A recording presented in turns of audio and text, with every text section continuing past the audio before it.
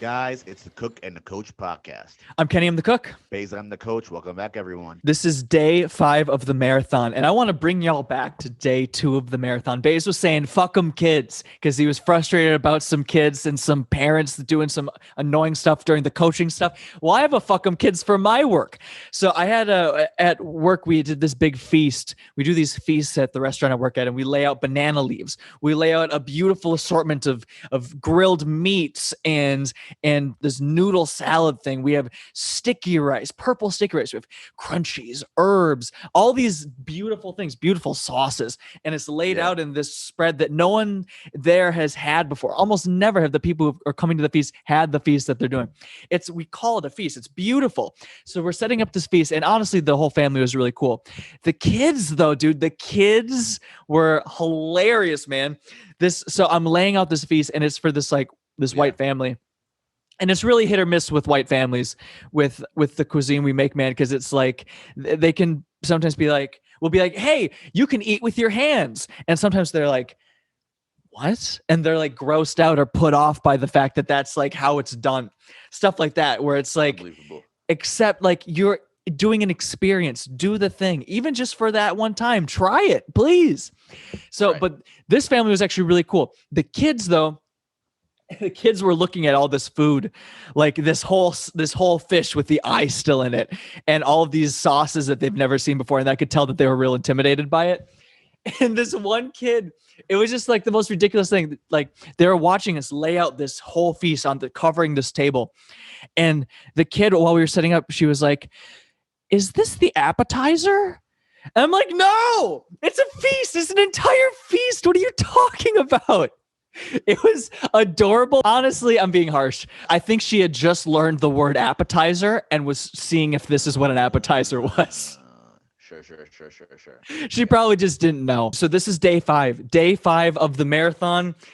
Dude, anyone who's run a marathon who's listening, you know, your legs start to get you're chafing. Maybe you've already shit yourself. Your pee is dripping down your leg. You're dehydrated. You're seeing visions. You're seeing mirages. You're losing your mind. I'm burnt out from it. We've been pushing ourselves, man. 5 episodes in 1 week is a lot. It's too much. It's one would definitely argue and would have a compelling case that it's too many episodes.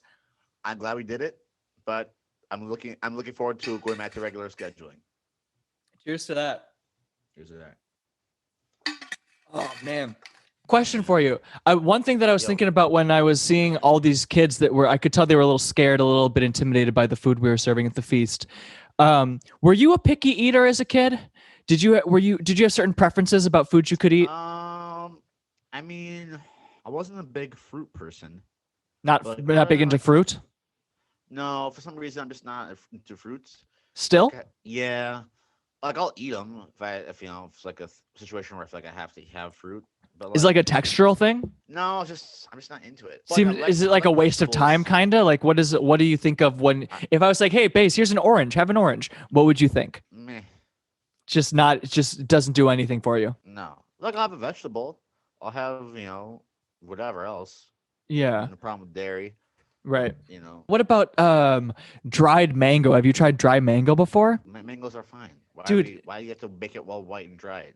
Oh, well, it doesn't get white, but it's nature's candy, dude. It's so good. It's so good. That's the whitest shit ever. It's nature's candy. Shut the fuck up. Dried mango is nature's candy, dude. It's so good. I was a really picky eater. I was crazy picky. I would have cereal dry. I would have I wouldn't even eat like sandwiches really. I would only have bread and butter sandwiches. I wouldn't eat pizza until I was like 6, until I was in maybe I had my first slice of pizza in 5th grade because I didn't like sauce. Fucking psycho. I know. It was crazy. And my parents allowed this to happen. They were okay with it. They didn't push back. Well, the thing is, dude, my dad has a super bad nut allergy. And so I think he's super picky about shit. And so I think it was just that just let it happen. It just piled up. Yeah. But yeah, we couldn't have a lot of shit. We couldn't have a lot of shit in the house. If my dad eats a nut, a peanut, he will probably die. That's how allergic he is. It's really bad. I think it's probably where you get a lot of your food creativity from, right? Because you had to be creative with the little you had to work with. Probably, and I also think it's like an exploration and like an explosion of creativity just because I couldn't try so many things. Like we couldn't go to any Asian restaurants, most cuisines, because like they might cook with a peanut Right. oil, they might just garnish with peanuts, cross You gotta double contamination. check. I remember I thought about this today. The first because I literally didn't have a peanut until third grade. Yeah. And I remember the day that I did. I got picked up from school and my mom was driving the minivan and she pulled up and I got in the car and she had this kind of serious vibe and I was like, "What's going on?" And she was like, "I have something for you and I'm ready to drive to the hospital if you need to. But here." And she hands me a Snickers bar. And this is the first time I've ever seen one before. And she's like, "Take a bite. And if you have a reaction, I'll gun it to the hospital." And I tried it. First time I ever had a Snickers bar. What? That's true. That's true. I would. What? Because she was trying to see if I was going to have a reaction. So that was her way to find out. But that's what I'm saying. Like that's the way she did it. I know. Helen, what's going on? I know. It's crazy. There's tests you can do to see what your allergies are. But she just like gave me a Snickers bar and was going to see. So now, dude, Snickers is like, it was like the forbidden fruit. It was something that I didn't have until so late. Have you had, by the way, That's an insane thing. I know. Also, so like we didn't have any peanuts, any nuts in the house for a long time.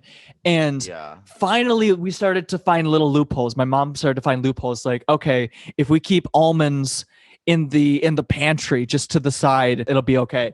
If we sort through all the Halloween candy and fill a Ziploc bag with the Snickers, the Reese's Pieces, this and that, anything that may contain, and put that in the freezer, that'll work. That won't be an issue. Dude, have you had a frozen Snickers bar before?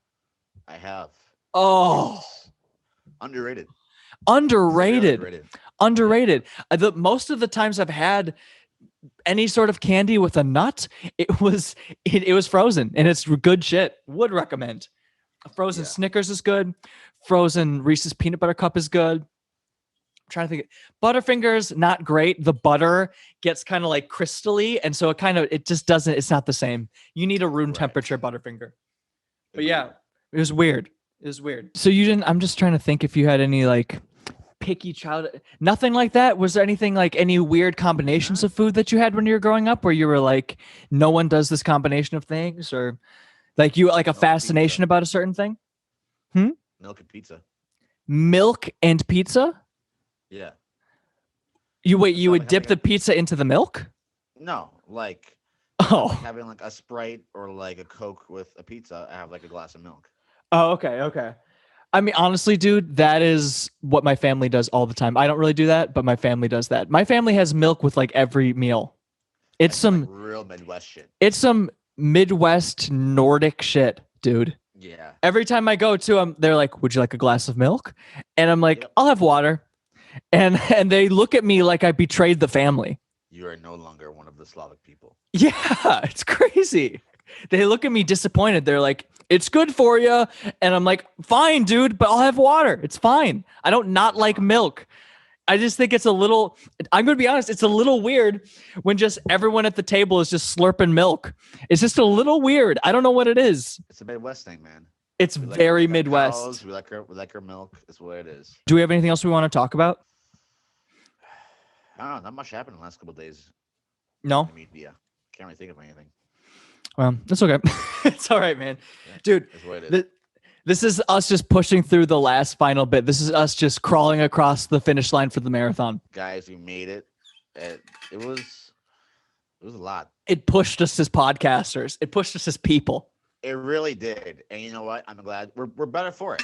We're better for it. And I'm excited to go back to better schedule. And I'm excited for changes to come in the next month or two. So. Ooh, there's more exciting stuff we have coming up, and we're really pumped about it. So keep on supporting. We're really excited to keep it going. Cooking Coach on TikTok, Cooking Coach Pod on Instagram, The Cooking Coach on YouTube, Spotify, SoundCloud, Apple, all that good shit. Subscribe, all that good stuff. Mm-hmm. Tell a friend, share a clip. We love it. We appreciate it. We'll see you guys next time. Peace.